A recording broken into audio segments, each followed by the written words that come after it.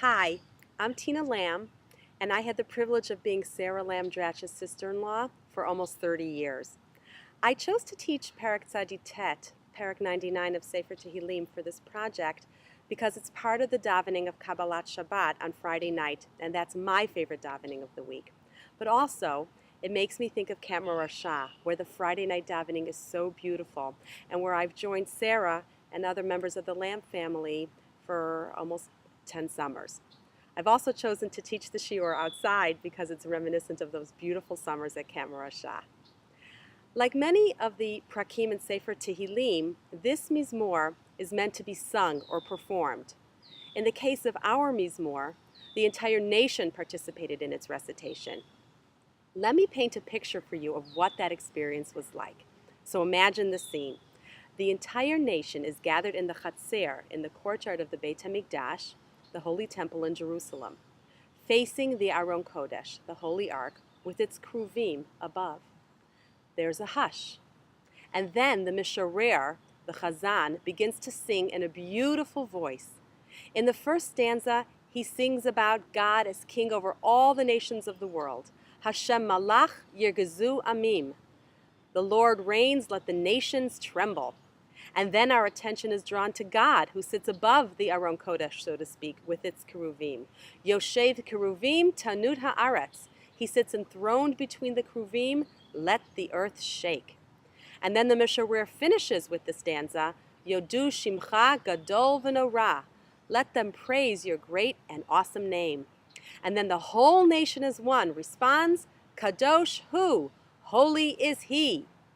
Again, the Misharer sings. This time, he sings about God not as king over all the world, but as the just and righteous king over the nation of Israel.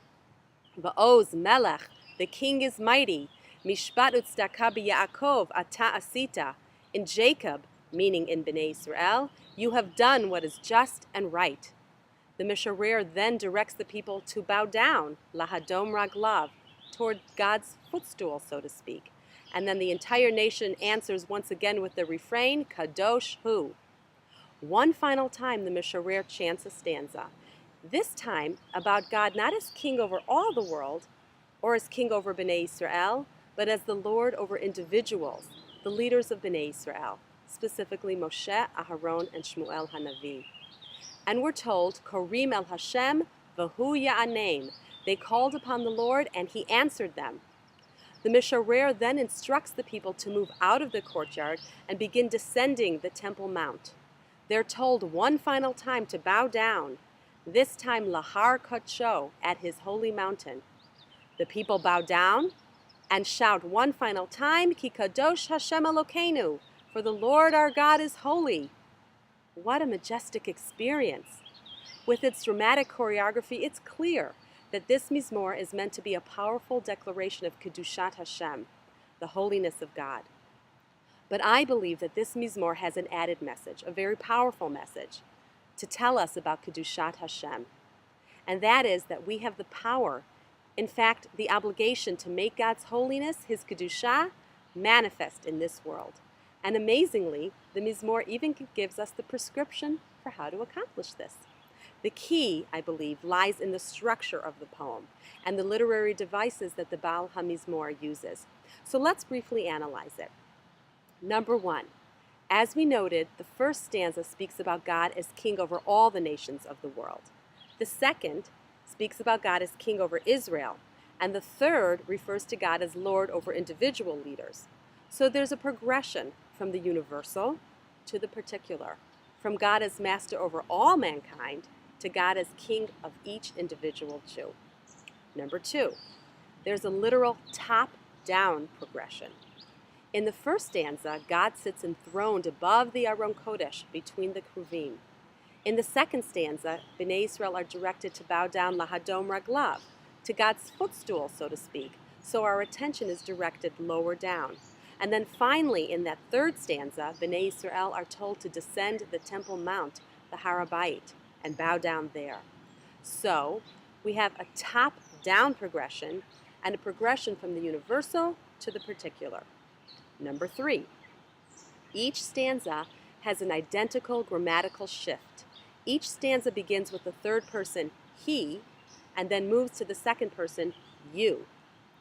In the first stanza we read Hashem Malach, the Lord reigns, Yodu Shimcha, let them praise your name.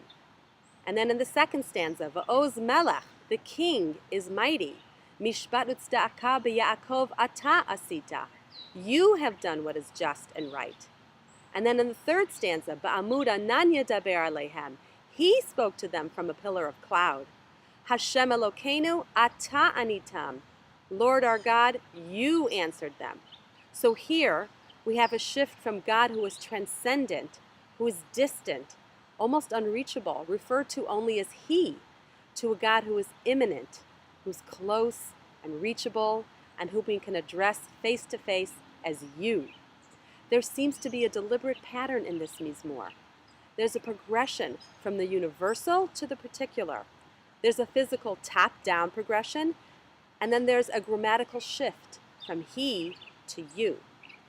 The pattern that develops is one of focusing us down like a laser to that which is personal and physically in our world.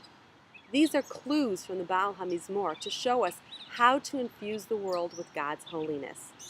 In other words, we're not meant to abdicate this world and to join God in His holiness. We have to reach up to God, so to speak, and bring down a slice of heaven to our world. We're not meant to separate from the beauty and the splendor of the physical world in which we lived. We must infuse it with the values of God. So, we plant our fields and our vineyards, but we dedicate part of them to the poor. We enjoy our food and our wine and our new clothing, but we make a blessing over them. And we actively engage in business, but we're mandated to be scrupulously honest in how we conduct that business. Mizmor Tzaditet is a clarion call to bring God's holiness down into our world. And now, to bring it full circle to Sarah. Sarah was so in this world. She loved life, and she loved all those things which excited the senses. Her colorful pins and her quilts, her clever jokes, her pitchers of iced coffee. But she imbued that physicality with Kedusha. She chose a life with Mark, a rabbi, because she wanted to bring Torah into her family's life and into the everyday lives of others.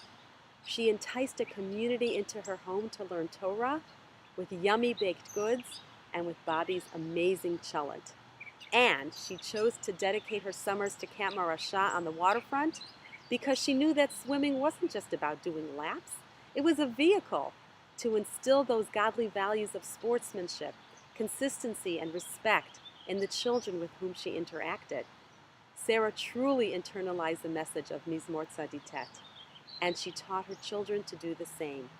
Tova, Yali, Bobby, and Sam, you have that same joie de vivre, that same love of life that your mom had, but it's partnered with kindness and thoughtfulness and respect for others, just as your mom modeled for you.